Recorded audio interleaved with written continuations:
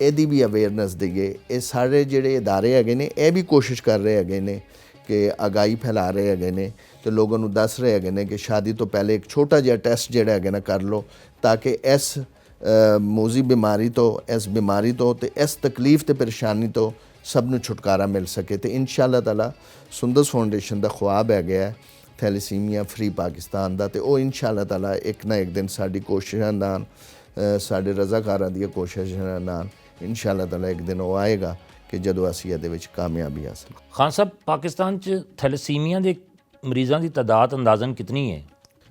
Thalassemia ਦੇ ਜਿਹੜੇ ਮਰੀਜ਼ ਹੈਗੇ ਨੇ ਤਕਰੀਬਨ ਕੋਈ 1.25 ਲੱਖ ਜਾਂ 1.5 ਲੱਖ ਜਿਹੜਾ ਹੈਗਾ ਉਹਨਾਂ ਦੀ ਤਾਦਾਦ ਹੈਗੀ ਜਿਹੜੇ ਥੈਲੇਸੀਮੀਆ ਮੇਜਰ ਦੇ ਹੈਗੇ ਨੇ। ਅਤੇ ਉਹਦੇ ਤੋਂ ਜ਼ਿਆਦਾ ਤਾਦਾਦ ਜਿਹੜੀ ਹੈਗੀ ਕੈਰੀਅਰਸ ਦੀ ਹੈਗੀ ਹੈ, ਯਾਨੀ ਜਿਹੜੇ ਕੈਰੀਅਰਸ ਹੁੰਦੇ ਹੈਗੇ ਨੇ।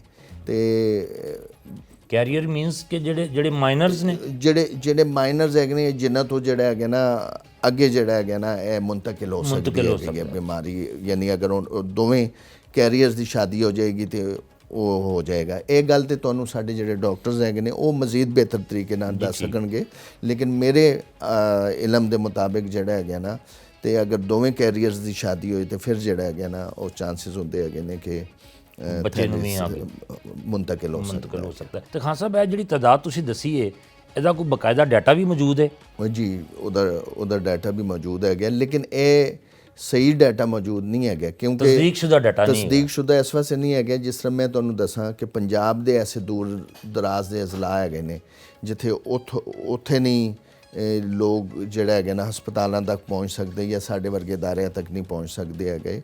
ਤੁਸੀਂ ਖੈਬਰ ਪਖਤੂਨਖਵਾ ਵਿੱਚ ਦੇਖੋ, ਜਿਹੜੇ ਦੂਰ ਦਰਾਜ਼ ਦੇ ਹੈ ਨੇ ਜਿੱਥੇ ਆਪਸ ਦੇ ਵਿੱਚ ਸ਼ਾਦੀਆਂ ਹੁੰਦੀਆਂ ਹੈਗੀਆਂ ਜਾਂ ਟੈਸਟ ਨਹੀਂ ਕਰਵਾਇਆ ਜਾਂਦਾ ਹੈਗਾ। ਉਹਦੇ ਇਲਾਵਾ ਸਿੰਧ ਦੇ ਮੁਖਤਲਿਫ ਹੈ ਨੇ, ਬਲੋਚਿਸਤਾਨ ਦੇ ਐਸੇ ਇਲਾਕੇ ਹੈਗੇ ਨੇ, ਅਤੇ ਇਸ ਵਾਸਤੇ ਇਹ ਅਥੈਂਟਿਕ ਜਾਂ ਤਸਦੀਕਸ਼ੁਦਾ ਨਹੀਂ ਹੈਗੇ। ਇਹ ਤਾਦਾਦ ਇਹਦੇ ਤੋਂ ਜ਼ਿਆਦਾ ਹੋ ਸਕਦੀ ਹੈਗੀ ਹੈ। ਅਤੇ ਇਹਦੇ ਵਾਸਤੇ ਕੋਈ ਡਾਟਾ ਇਕੱਠਾ ਕਰਨ ਵਾਸਤੇ ਕੋਈ ਕੰਮ ਨਹੀਂ ਤੁਸੀਂ ਕਰ ਰਹੇ? ਅਸੀਂ ਵੀ ਕਰ ਰਹੇ ਹੈਗੇ ਹਾਂ, ਹਕੂਮਤ ਵੀ ਕਰ ਰਹੀ ਹੈਗੀ ਹੈ, ਬਾਕੀ ਅਦਾਰੇ ਵੀ ਕਰ ਰਹੇ ਹੈਗੇ ਨੇ, ਲੇਕਿਨ ਇਹ ਜਦੋਂ ਤੱਕ ਲੋਕ ਵੀ ਆਪਣਾ ਇੰਦਰਾਜ ਨਹੀਂ ਕਰਾਉਣਗੇ, ਦੱਸਣਗੇ ਨਹੀਂ, ਪੀਰਾਂ ਫਕੀਰਾਂ ਕੋ ਜਾਣਗੇ, ਜਦੋਂ ਹਸਪਤਾਲਾਂ ਵਿੱਚ ਨਹੀਂ ਆਉਣਗੇ, ਡਾਕਟਰਾਂ ਕੋਲ ਨਹੀਂ ਆਉਣਗੇ, ਤੇ ਉਹ ਤੇ ਨਹੀਂ ਹੋ ਸਕਦਾ। ਖਾਨ ਸਾਹਿਬ, ਸੁੰਦਸ ਫਾਊਂਡੇਸ਼ਨ ਦੇ ਵਿੱਚ ਤੁਹਾਨੂੰ ਸਭ ਤੋਂ ਜ਼ਿਆਦਾ ਮਦਦ ਕਿਹਨੇ ਕੀਤੀ? ਸਭ ਤੋਂ ਜ਼ਿਆਦਾ ਸਾਥ ਤੁਹਾਡਾ ਕਿਹਨੇ ਦਿੱਤਾ? ਮੈਂ ਸਰ ਤੁਹਾਨੂੰ ਦੱਸਾਂ ਕਿ ਸੁੰਦਸ ਫਾਊਂਡੇਸ਼ਨ ਦੇ ਵਿੱਚ ਜਿੰਨੇ ਲੋਕ ਹੈਗੇ ਨੇ, ਸਭ ਤੋਂ ਪਹਿਲੇ ਤਾਂ ਮੈਂ ਆਪਣੇ ਭੈਣ ਭਰਾਵਾਂ ਦਾ ਕਹਾਂਗਾ ਕਿ ਉਹਨਾਂ ਨੇ ਮੇਰਾ ਸਾਥ ਦਿੱਤਾ, ਅਤੇ ਉਹਦੇ ਬਾਅਦ ਜਿਹੜਾ ਹੈਗਾ ਨਾ ਸੁੰਦਸ ਫਾਊਂਡੇਸ਼ਨ ਦੇ ਹਰ ਵਰਕਰ ਨੇ ਜਿਹੜਾ ਉਹਨੇ ਸਾਥ ਦਿੱਤਾ। ਜਿਹੜੇ ਰਜ਼ਾਕਾਰ ਹੈਗੇ ਨੇ ਉਹਨਾਂ ਨੇ ਸਾਥ ਦਿੱਤਾ।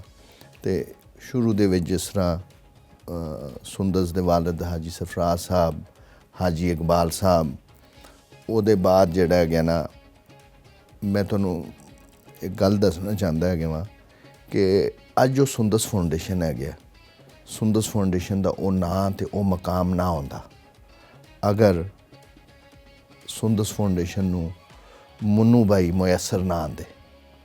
ਮੁੰਨੂ ਬਾਈ ਤੁਹਾਨੂੰ ਪਤਾ ਹੈਗਾ ਕਿ ਇੱਕ ਵੱਡਾ ਨਾਂ ਸੀ ਅਤੇ ਸਾਡੇ ਵਾਸਤੇ ਤਾਂ ਅੱਜ ਵੀ ਆ ਗਿਆ।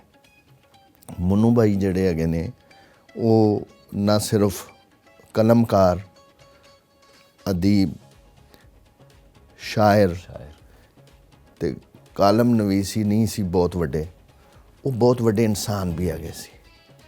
ਅਤੇ ਮੁੰਨੂ ਬਾਈ ਕੋ ਜਦੋਂ ਮੈਂ ਸ਼ੁਰੂ ਦੇ ਵਿੱਚ ਹੀ ਮਿਲਣ ਵਾਸਤੇ ਗਿਆ ਅਤੇ ਉਹਨਾਂ ਨੂੰ ਮੈਂ ਕਿਹਾ ਕਿ ਸੁੰਦਸ ਫਾਊਂਡੇਸ਼ਨ ਦਾ ਤੁਸੀਂ ਵਿਜ਼ਿਟ ਕਰੋ।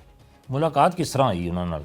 ਦੇਖੋ, ਸੁੰਦਸ ਫਾਊਂਡੇਸ਼ਨ ਜਦੋਂ ਬਣ ਗਿਆ ਅਤੇ ਮੇਰੀ ਖੁਆਇਸ਼ ਹੈਗੀ ਸੀ ਕਿ ਮੈਂ ਲੋਕਾਂ ਨੂੰ ਇਸ ਕੰਮ ਦਾ ਯਾਨੀ ਵਿਜ਼ਿਟ ਕਰਾਵਾਂ, ਲੋਕਾਂ ਨੂੰ ਦੱਸਾਂ ਕਿ ਅਸੀਂ ਥੈਲੇਸੀਮੀਆ ਦੇ ਮਰੀਜ਼ ਬੱਚਿਆਂ ਦੇ ਵਾਸਤੇ, ਹੀਮੋਫੀਲੀਆ ਦੇ ਮਰੀਜ਼ ਬੱਚਿਆਂ ਵਾਸਤੇ ਕੀ ਕੰਮ ਕਰ ਰਹੇ ਹਾਂ। ਅਤੇ ਮੈਂ ਗੁਜਰਾਂਵਾਲਾ ਤੋਂ ਲਾਹੌਰ ਆਇਆ, ਆਪਣੇ ਇੱਕ ਦੋਸਤ ਨਾਲ ਮਸ਼ਵਰਾ ਕੀਤਾ ਹੈਗਾ ਕਿ ਮੈਂ ਕਿਹਾ ਯਾਰ ਮੈਂ ਕਿਹੜੇ ਲੋਕਾਂ ਨੂੰ, ਅਤੇ ਉਹਦੇ ਵਿੱਚ ਸਭ ਤੋਂ ਪਹਿਲੇ ਦੋਸਤ ਨੇ ਕਿਹਾ ਕਿ ਤੁਸੀਂ ਜਿਹੜਾ ਹੈਗੇ ਨਾ ਉਹ ਮੁੰਨੂ ਬਾਈ ਨਾਲ ਰਾਬਤਾ ਕਰੋ।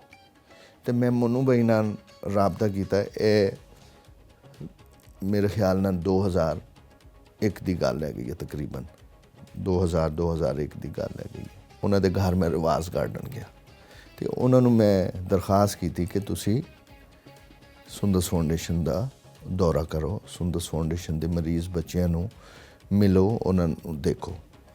ਤੇ ਉਹਨਾਂ ਨੇ ਮੇਰੀ ਇਹ ਦਾਵਤ ਕਬੂਲ ਕਰ ਲਈ ਤੇ ਉਹ ਤਕਰੀਬਨ 2-3 ਦਿਨਾਂ ਬਾਅਦ ਜਿਹੜੇ ਹੈਗੇ ਨੇ ਉਹ ਗੁਜਰਾਂਵਾਲਾ ਤਸ਼ਰੀਫ ਲੈ ਕੇ ਆਏ ਤੇ ਗੁਜਰਾਂਵਾਲਾ ਵਿੱਚ ਉਹਨਾਂ ਨੂੰ ਅਸੀਂ ਆਪਣਾ ਕੰਮ ਦਿਖਾਇਆ, ਉਹ ਮਰੀਜ਼ਾਂ ਨਾਲ ਮਿਲਵਾਇਆ, ਉਹਨਾਂ ਮਾਵਾਂ ਨਾਲ ਮਿਲਵਾਇਆ।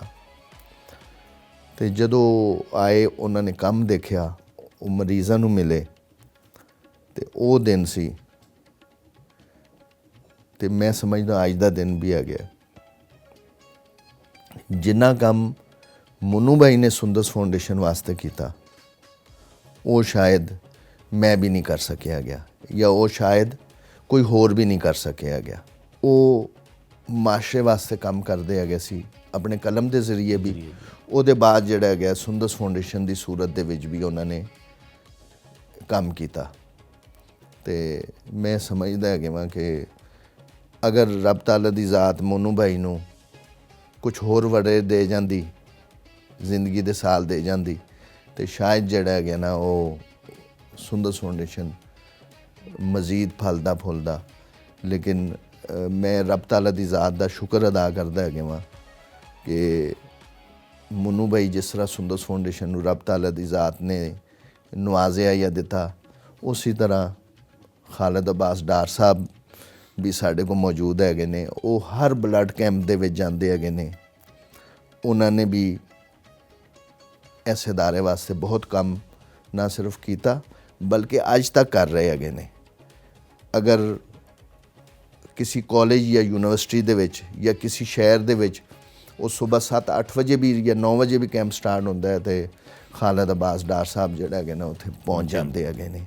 ਇਸੇ ਤਰ੍ਹਾਂ ਸੁਹੇਲ ਵੜਾਈ ਸਾਹਿਬ ਹੈਗੇ ਨੇ ਜਿਹੜੇ ਇਸ ਟਾਈਮ ਸਾਡੇ ਪੈਟਨਰ ਹੈਗੇ ਨੇ, ਉਹ ਵੀ ਕੰਮ ਕਰਦੇ ਹੈਗੇ ਨੇ। ਸੁਹੇਲ ਅਹਿਮਦ ਅਜ਼ੀਜ਼ੀ ਸਾਹਿਬ ਹੈਗੇ ਨੇ, ਉਹ ਵੀ ਸਾਡੇ ਵਾਸਤੇ ਕੰਮ ਕਰਦੇ ਹੈਗੇ ਨੇ। ਹੋਰ ਬਹੁਤ ਸਾਰੇ ਲੋਕ ਹੈਗੇ ਨੇ। ਮਨੂ ਭਾਈ ਦਾ ਜਿਹੜੇ ਸੁੰਦਸ ਫਾਊਂਡੇਸ਼ਨ ਦੇ ਫੈਸਲੇ ਸਨ ਜੀ, ਇਹਨਾਂ ਦੇ ਹਵਾਲੇ ਨਾਲ ਕੀ ਉਹਨਾਂ ਦਾ ਕਿਰਦਾਰ ਰਿਹਾ? ਸੁੰਦਸ ਫਾਊਂਡੇਸ਼ਨ ਦੇ ਜਿਸ ਤਰ੍ਹਾਂ ਮੈਂ ਤੁਹਾਨੂੰ ਦੱਸਿਆ ਗਿਆ ਕਿ ਮਨੂ ਭਾਈ ਚੇਅਰਮੈਨ ਹੈਗੇ ਸੀ ਤੇ ਚੇਅਰਮੈਨ ਨੂੰ ਤੁਹਾਨੂੰ ਪਤਾ ਸਾਰੀ ਪਾਵਰਸ ਜਿਹੜੀਆਂ ਹੈਗੀਆਂ ਨੇ ਹਾਸਲ ਹੁੰਦੀਆਂ ਹੈਗੀਆਂ ਨੇ। ਸੁੰਦਸ ਫਾਊਂਡੇਸ਼ਨ ਦਾ ਬੋਰਡ ਆਫ ਡਾਇਰੈਕਟਰ ਵੀ ਹੈਗੇ, ਉਹ ਸਾਰੇ ਫੈਸਲੇ ਜਿਹੜੇ ਹੈਗੇ ਨੇ ਜਿਹੜੇ ਵੀ ਉਹ ਕਰਦੇ ਹੈਗੇ ਸੀ, ਉਹ ਪਹਿਲੇ ਤਾਂ ਮੈਂ ਗੱਲ ਦੱਸ ਦੇਵਾਂ ਕਿ ਉਹ ਹਰ ਫੈਸਲਾ ਮੈਰਿਟ ਦੇ ਉੱਤੇ ਕਰਦੇ ਹੈਗੇ ਸੀ। ਉਹਨਾਂ ਦੇ ਫੈਸਲਿਆਂ ਵਿੱਚ ਕੋਈ ਝੋਲ ਨਹੀਂ ਸੀ ਹੁੰਦੀ ਹੈਗੀ ਕਿਸੇ ਇੱਕ ਤਰਫ। ਜਿਹੜਾ ਫੈਸਲਾ ਕਰਨਾ ਹੈਗਾ ਸੀ ਉਹ ਕਾਨੂੰਨ ਤੇ ਕਾਇਦੇ ਦੇ ਮੁਤਾਬਿਕ ਕਰਦੇ ਹੈਗੇ ਸੀ ਤੇ ਉਹਨਾਂ ਦਾ ਫੈਸਲਾ ਜਿਹੜਾ ਹੈਗਾ ਨਾ ਹਰ ਸਾਨੂੰ ਮਨਜ਼ੂਰ ਹੁੰਦਾ ਹੈਗਾ ਸੀ ਤੇ ਉਹਨਾਂ ਨੇ ਅੱਜ ਤੱਕ ਕੋਈ ਐਸਾ ਫੈਸਲਾ ਨਹੀਂ ਕੀਤਾ ਜਿਹੜਾ ਕਿ ਬਿਹਤਰ ਫੈਸਲਾ ਨਾ ਹੋਏ। ਬਿਲਕੁਲ ਠੀਕ ਹੈ। ਤੇ ਕੋਈ ਐਸਾ ਮਖਸੂਸ ਵਾਕਿਆ, ਕੋਈ ਐਸਾ ਮਖਸੂਸ ਲਮਹਾ ਜਿਹੜਾ ਉਹਨਾਂ ਦੇ ਨਾਲ ਤੁਸੀਂ ਗੁਜ਼ਾਰਿਆ ਹੋਵੇ ਤੇ ਅੱਜ ਵੀ ਯਾਦ ਹੋਵੇ? ਇੱਕ ਲਮਹਾ ਨਹੀਂ ਹੈਗਾ, ਉਹ ਕਈ ਲਮਹੇ ਹੈਗੇ ਨੇ। ਇੱਕ ਤਾਂ ਵਾਕਿਆ ਹੈ ਕਿ ਮੇਰੀਆਂ ਬੱਚੀਆਂ ਜਿਹੜੀਆਂ ਹੈਗੀਆਂ ਸਕੂਲ ਦੇ ਵਿੱਚ ਪੜ੍ਹਦੀਆਂ ਹੈਗੀਆਂ ਸੀ ਤੇ ਕਿਸੇ ਵਜ੍ਹਾ ਦੇ ਨਾਲ ਥੋੜ੍ਹੀ ਤੰਗੀ ਦੀ ਵਜ੍ਹਾ ਦੇ ਨਾਲ ਮੈਂ ਆਪਣੇ ਬੱਚਿਆਂ ਦੀ ਫੀਸ 2 ਮਹੀਨੇ ਦੀ ਨਹੀਂ ਦੇ ਸਕਿਆ ਗਿਆ। ਤੇ ਮਨੂ ਭਾਈ ਨਾਲ ਕਿਉਂਕਿ ਮੈਂ ਨਾਲ ਹੁੰਦਾ ਹੈਗਾ ਸੀ ਤਕਰੀਬਨ ਹਰ ਵਕਤ, ਅਗਰ ਉਹਨਾਂ ਨੇ ਕਿਤੇ ਵਿਆਹ 'ਤੇ ਵੀ ਜਾਣਾ ਹੁੰਦਾ ਸੀ, ਕਿਤੇ ਵੀ ਜਾਣਾ ਹੁੰਦਾ ਸੀ ਤੇ ਮੈਂ ਨਾਲ ਉਹਨਾਂ ਦੇ ਹੁੰਦਾ ਹੈਗਾ ਸੀ।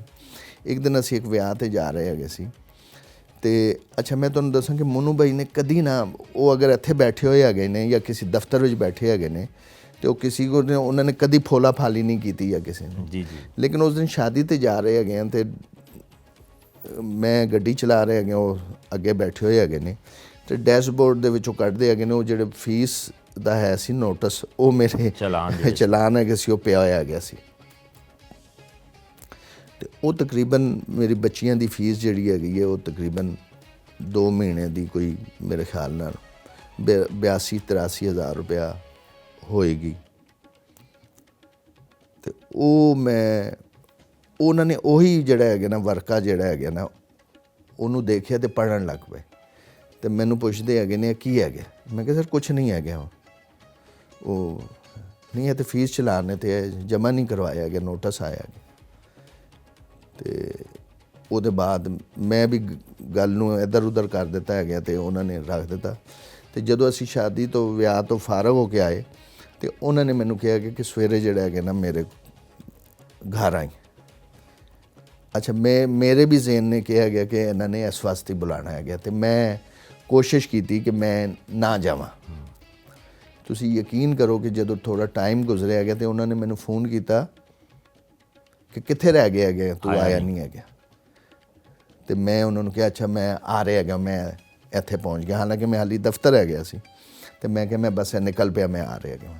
ਅੱਛਾ, ਮੈਨੂੰ ਉੱਥੇ ਜਾਣਾ ਪਿਆ। ਜਦੋਂ ਮੈਂ ਦਰਵਾਜ਼ਾ ਨੌਕ ਕੀਤਾ, ਉਹਨਾਂ ਨੇ ਆਪ ਹੀ ਖੋਲ੍ਹਿਆ ਗਿਆ, ਤੇ ਜਿੱਥੇ ਉਹ ਕਾਲਮ ਲਿਖਦੇ ਹੁੰਦੇ ਸੀ ਟੇਬਲ 'ਤੇ ਆਪਣੇ, ਤੇ ਉੱਥੇ ਹੀ ਮੈਂ ਉੱਥੇ ਬੈਠ ਗਿਆ ਤੇ ਆਪਣੇ ਦਰਾਜ਼ ਦੇ ਵਿੱਚੋਂ ਇੱਕ ਲਿਫਾਫਾ ਕੱਢਿਆ ਤੇ ਉਹ ਮੈਨੂੰ ਦੇ ਦਿੱਤਾ ਹੈਗਾ, ਤੇ ਇਹ ਫੀਸ ਜਮ੍ਹਾਂ ਕਰਾ। ਤੇ ਮੈਂ ਕਹਿੰਦੀ ਮੈਂ ਕਰਾ ਦੇਵਾਂਗਾ 1-2 ਦਿਨ ਦੇ ਵਿੱਚ। ਕਹਿੰਦੇ ਨਹੀਂ, ਉਹ ਮੇਰੀਆਂ ਵੀ ਬੱਚੀਆਂ ਹੈਗੀਆਂ ਨੇ। ਤੇ ਦੇਖੋ, ਇੱਕ ਤੇ ਇਹ ਵਾਕਿਆ ਹੋ ਗਿਆ। ਹੋਰ ਐਸੇ ਵਾਕਿਆਤ ਸੁੰਦਰਸ ਫਾਊਂਡੇਸ਼ਨ ਦੇ ਬੱਚਿਆਂ ਵਾਸਤੇ ਕਿ ਉਹ ਯਾਨੀ ਦਫ਼ਤਰ ਆਏ ਹੈਗੇ ਨੇ। ਅੱਛਾ, ਫਿਰ ਆਪਣੀ ਜ਼ਿੰਦਗੀ ਦੇ ਵਿੱਚ ਬੜੇ ਸਾਲ ਉਹਨਾਂ ਨੇ ਸੁੰਦਰਸ ਫਾਊਂਡੇਸ਼ਨ ਦੇ ਦਫ਼ਤਰ ਵਿੱਚ ਹੀ ਕਾਲਮ ਲਿਖਦੇ ਰਹੇ ਹੈਗੇ। ਉਹ ਕਾਲਮ ਲਿਖ ਰਹੇ ਹੁੰਦੇ ਉੱਥੇ, ਤੇ ਜੇ ਕਿਸੇ ਬੱਚੇ ਨੂੰ ਸੂਈ ਲੱਗਣੀ ਤੇ ਉਹਨੇ ਰੋ ਰਿਹਾ ਹੁੰਦਾ ਨਾ, ਸਾਨੂੰ ਆਵਾਜ਼ ਨਾ ਆਣੀ ਲੇਕਿਨ ਉਹਨਾਂ ਨੂੰ ਆਵਾਜ਼ ਆ ਜਾਣੀ। ਉਹਨਾਂ ਨੇ ਉਸੀ ਕੁਰਸੀ ਦੇ ਉੱਤੇ ਜਾਂ ਉਸੀ ਬੈੱਡ ਦੇ ਉੱਤੇ ਜਾਣਾ ਜਿੱਥੇ ਉਸ ਬੱਚਾ ਰੋ ਰਿਹਾ ਹੁੰਦਾ ਹੈਗਾ ਸੀ, ਤੇ ਉਹਨੂੰ ਜਾ ਕੇ ਜਿਹੜਾ ਹੈਗਾ ਨਾ, ਉਹਨੂੰ ਖੂਨ ਵੀ ਲੱਗਿਆ ਹੋਇਆ ਹੈਗਾ, ਤੇ ਉਹਨੂੰ ਉੱਥੇ ਪਿਆਰ ਵੀ ਕਰ ਰਹੇ ਹੈਗੇ ਨੇ, ਮੱਥੇ ਵੀ ਚੁੰਮ ਰਹੇ ਹੈਗੇ ਨੇ, ਤੇ ਉਹ ਕਰ ਰਹੇ ਹੈਗੇ। ਤੇ ਮੈਂ ਕਹਿੰਦਾ ਮੈਨੂੰ ਬਈ ਨਾ ਉਹ ਜ਼ਰਾ ਬਲੱਡ ਲੱਗਿਆ ਹੋਇਆ, ਤੇ ਉਹਨਾਂ ਕਹਿੰਦਾ ਨਹੀਂ, ਮੈਨੂੰ ਇਹਨਾਂ ਦੇ ਵਿੱਚੋਂ ਜਿਹੜਾ ਹੈਗਾ ਨਾ ਜੰਨਤ ਦੀ ਖੁਸ਼ਬੂ ਆਉਂਦੀ ਹੈਗੀ। ਅਹਿਮ ਵਾਕਿਆ ਸੁਣਾਉਂਦਾ ਹੈਗਾ ਵਾ। ਤੁਹਾਨੂੰ ਪਤਾ ਹੈਗਾ ਕਿ ਮੋਨੂ ਬਾਈ ਦਾ ਤਕਰੀਬਨ ਜਦੋਂ 2010 ਹੈਗਾ ਸੀ ਮੇਰੇ ਖਿਆਲ ਨਾਲ, ਮੋਨੂ ਬਾਈ ਬ੍ਰੇਨ ਹੈਮਰੇਜ ਹੋਇਆ ਉਹਨਾਂ ਨੇ, ਤੇ ਉਹ ਵੈਂਟੀਲੇਟਰ 'ਤੇ ਤਕਰੀਬਨ 20-22 ਦਿਹਾੜੇ ਜਿਹੜੇ ਹੈਗੇ ਨੇ ਉਹ ਵੈਂਟੀਲੇਟਰ 'ਤੇ ਰਹੇ, ਤੇ ਬੜੀ ਕ੍ਰਿਟੀਕਲ ਕੰਡੀਸ਼ਨ ਹੈਗੀ ਸੀ। ਤੇ ਅਸੀਂ ਤੇ ਸੁੰਦਰਸ ਦੇ ਤਮਾਮ ਬੱਚੇ ਜਿਹੜੇ ਹੈਗੇ ਨੇ ਦੁਆ ਮੰਗ ਰਹੇ ਹੈਗੇ ਸੀ, ਤੇ ਪੂਰਾ ਮੁਲਕ ਉਹਨਾਂ ਵਾਸਤੇ ਦੁਆ ਕਰ ਰਿਹਾ ਹੈਗਾ ਸੀ। ਤੇ ਉੱਥੇ ਥੈਲੇਸੀਮੀਆ ਦੇ ਤੇ ਹੀਮੋਫੀਲੀਆ ਦੇ ਤੇ ਬਲੱਡ ਕੈਂਸਰ ਦੇ ਬੱਚੇ ਵੀ ਰੋਜ਼ਾਨਾ ਦੀ ਬੁਨਿਆਦ 'ਤੇ ਉਹਨਾਂ ਦੇ ਵਾਲਦੈਨ ਸਾਰੇ ਜਿਹੜੇ ਹੈਗੇ ਨੇ ਸੈਂਟਰਾਂ ਦੇ ਵਿੱਚ ਵੀ ਦੁਆ ਕਰਦੇ ਸੀ, ਆਪਣੇ ਘਰਾਂ ਵਿੱਚ ਵੀ ਦੁਆ ਕਰਦੇ ਸੀ।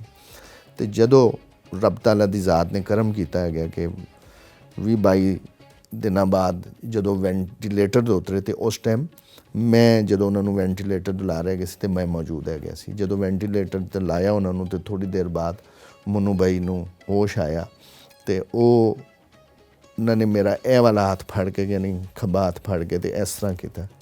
ਤੇ ਉਹਨਾਂ ਦੇ ਅਲਫਾਜ਼ ਜਿਹੜੇ ਹੈਗੇ ਸੀ, ਤੁਸੀਂ ਯਕੀਨ ਕਰੋ ਕਿ ਮੈਂ ਅੱਜ ਵੀ ਉਹ ਮੈਨੂੰ ਯਾਦ ਆਉਂਦੇ ਹੈਗੇ ਨੇ, ਮਜ਼ਬੂਤੀ ਨਾਲ ਫੜ ਕੇ, ਤੇ ਕਹਿੰਦੇ ਹੈਗੇ ਤੈਨੂੰ ਪਤਾ ਹੈਗਾ ਕਿ ਰੱਬ ਤਾਲਾ ਦੀ ਜ਼ਾਤ ਨੇ ਜਿਹੜੀਆਂ ਮੇਰੀਆਂ ਸਾਵਾਂ ਬਹਾਲ ਕੀਤੀਆਂ ਹੈਗੀਆਂ ਨੇ ਜਾਂ ਮੈਨੂੰ ਦੂਸਰੀ ਜ਼ਿੰਦਗੀ ਦਿੱਤੀ ਹੈਗੀ ਹੈ, ਇਹ ਉਹ ਥੈਲੇਸੀਮੀਆ ਤੇ ਹੀਮੋਫੀਲੀਆ ਦੇ ਬੱਚਿਆਂ ਦੀਆਂ ਦੁਆਵਾਂ ਦਾ ਨਤੀਜਾ ਹੈਗਾ। ਤੇ ਇਹੋ ਜਿਹੇ ਹੋਰ ਬੜੇ ਵਾਕਿਆਤ ਹੈਗੇ ਨੇ। ਤੇ ਬਸ ਮੈਂ ਤੇ ਮੋਨੂ ਬਾਈ ਵਾਸਤੇ ਦੁਆ ਕਰ ਸਕਦਾ ਹੈਗਾ ਵਾ। ਮੋਨੂ ਬਾਈ ਦੁਨੀਆ ਵਿੱਚੋਂ ਤੇ ਚਲੇ ਗਏ ਹੈਗੇ ਨੇ, ਲੇਕਿਨ ਸੁੰਦਰਸ ਫਾਊਂਡੇਸ਼ਨ ਦੇ ਤੇ ਉਹ ਸਾਰੇ ਥੈਲੇਸੀਮੀਆ ਦੇ ਬੱਚਿਆਂ ਵਾਸਤੇ ਜਿਨ੍ਹਾਂ ਵਾਸਤੇ ਉਹਨਾਂ ਨੇ ਕੰਮ ਕੀਤਾ ਹੈਗਾ, ਉਹਨਾਂ ਦੇ ਦਿਲਾਂ ਤੇ ਦਿਮਾਗਾਂ ਦੇ ਵਿੱਚ ਤੇ ਉਹਨਾਂ ਦੀਆਂ ਅੱਖਾਂ ਵਿੱਚ ਅੱਜ ਵੀ ਜ਼ਿੰਦਾ ਹੈਗੇ ਨੇ।